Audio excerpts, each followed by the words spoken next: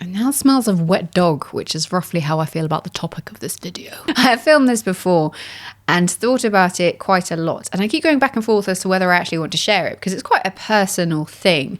But I had a conversation with somebody the other day who, for all intents and purposes, is a single parent. And they have a child who is going through a phase where that child is feeling really abandoned. And I gave them some advice, or like the advice that I had. And I just think it's important, even though it makes me uncomfortable, to share it, because if it helps you at all, then that is a win. My parents divorced when I was 3, which is not a news story. My dad ended up emigrating to America, and I didn't see him very much. I think I saw him once when I was about 12. And very occasionally got a birthday message. The relationship I have with my mum is that she is so stable and present, but we process things in very different ways. I look back on my childhood, I could not ask for more. There was stability, there was love. The only difference, the only real point of contention was that I was a teenager going through teenage things, and we just process things differently. That is all I can really say. I had an amazing support network. I still have that amazing support network, and I feel like I've grown into a pretty well-rounded individual. Of course, I would say that. However, it was quite a messy divorce. I've got siblings. There's some stuff going on in the background that I'm not going to get into. But a little bit of me has always felt like, oh, if my dad was there, maybe things would be different. Maybe there is a good reason why he wanted nothing to do with us. Maybe he's a secret spy. To be clear, I didn't actually believe this, but like, you give people the benefit of the doubt. But I definitely said and felt at least a few times, oh, if dad was here, then he would let me do it. And I had fantasies of going to the States and having one of those movie moments where I would be like new in high school and suddenly everyone was like, oh my God, who's the new girl? And then like living the American dream, that sort of stuff. Now, we could have left the story there, but for two things. We went traveling around the world a couple of years ago, and there is a thing called the American Yellow Pages, effectively. So I knew and know where my father lives, and I could see it on Google Earth. And we just happened to be driving relatively nearby, going from point A to point B. And I was curious. We went past. It was like 10, 20 minutes out of our way. And I was like, hey, can we go past? Can I see? It just happened that as we drove by and like paused outside, my dad drives up in a red Jeep. And I was just like, this has not been planned at all. This is one of those things that you pick at it and you go, am I going to regret this in 5-10 years if I don't do something? So eventually I made the decision to go and knock on his door. And bear in mind, we hadn't spoken to each other in probably about a decade because, I mean, he had my email address, he had my contact details. It's never been in the background where he couldn't do that. It's not that type of family. Even if, you know, there's a divorce there, there's never been a blocker apart from, you know, within your own head. I knocked on the door and somebody answered it who wasn't him. But eventually we had a conversation. I had this surreal moment where after 15, 20 years of not really talking to him, and, you know, bearing in mind before that, I'd only had conversations with him as a baby, as a child. We were just sitting in my dad's living room talking about really inconsequential things. And I had not booked a place to stay for that night, because we were doing things pretty on the fly and we were just driving from A to B. We didn't know how far we'd get that day. And I'd purposely gone, okay, you know what, maybe, you know, this is all in the space of like an hour or so. Maybe we don't book something just in case. And it got to the stage where it was getting later. And I said, you know, we need to go because we need to book a hotel for the night. And he didn't say anything. He had spare rooms. He didn't go, oh, you can stay with me. Which hurt, to be honest. Like, I feel like I went really far and I opened the door and we left. As we left, he gave me a hug, but that was more for him than me. I didn't really want a hug. And I haven't heard from him since. As we were driving away, I had a lot of things to process. I was processing the fact that every time there was news of a wildfire in the state that he was in, as a teenager, I would be like, oh my God, is my dad okay? Type thing. And I felt so stupid for doing that. I've wasted so much time on somebody who doesn't care about me.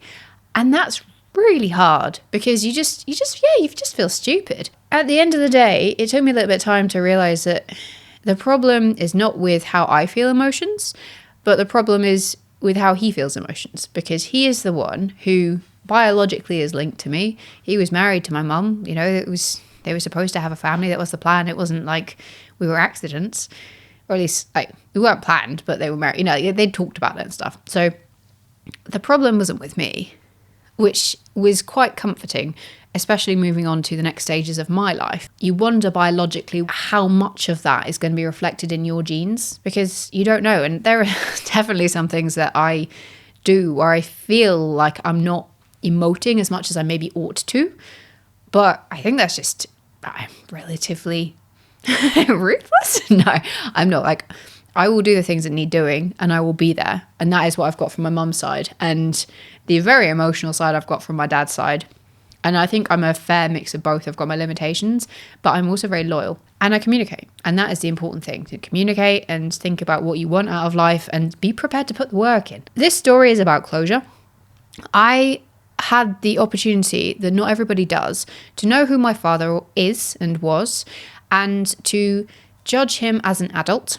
And the things that I gleaned from the whole situation was he's not prepared to put in the effort. He knew where I was. My contact details haven't changed. He hasn't reached out to me. I went above and beyond. I was literally across the other side of the world, found his address, knocked on his door and went, hello. And I didn't do anything attacking. We just had a conversation. You know, it wasn't like, oh, why did you abandon me? There wasn't any of that. It just wasn't like that. We didn't even talk about family particularly. And I will never forget the phrasing. We were talking about my grandparents and he said, my mum and dad, not your grandparents. And it was just a bit like, hey, wait a second. Do you know who I am? He knew who I was. It was a little bit surreal. I'm so proud of myself for doing that. It was something that it took a while for me to process and to tell my family about, because I didn't want to hurt my mum. Not that it would, like, she's very, very good about that sort of thing. She'd be like, this is what's best for you.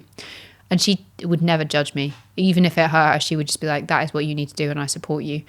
And I got closer to my full brothers as a result of it, because I reached out and I said, by the way, I've seen Dad. I got quite a lot from it. I got the closure and I got the relationship with my brothers. But this is adjacent to it, but just kind of gives you a small sprinkling into quite how messy. I guess not that messy, but we're definitely the messiest part of our media family. I also have a long lost. I did one of those ancestry DNA tests, and in the last few months, it came up, oh, you've got another connection. I've got a freaking half sister I had no idea about. That was another thing. I was just like, wait a second, I'm the only girl. But no, there's at least 3 other children we have no idea about. It feels like we're on an episode of Jeremy Kyle. And you kind of go, oh, is that real? But I don't know. I don't know how I feel about it, apart from that I don't need to keep picking at that scab. My door is always open. If you happen to be my half sister or half brothers watching this, please reach out. I don't have any issue with you. Apart from, there will always be a little bit of me that goes, why them and not me? Is it something that I have done or not done? And, you know, I grew up with Jeremy Kyle while I was still on the air. And there were so many programs where the dad or the other parent was desperate to have a relationship with a child and it's been blocked by the other parent. And that just wasn't the case here. And that really hurts. I see what my view of a father should be, and that is having a relationship with your child no matter what, trying to keep that bond alive.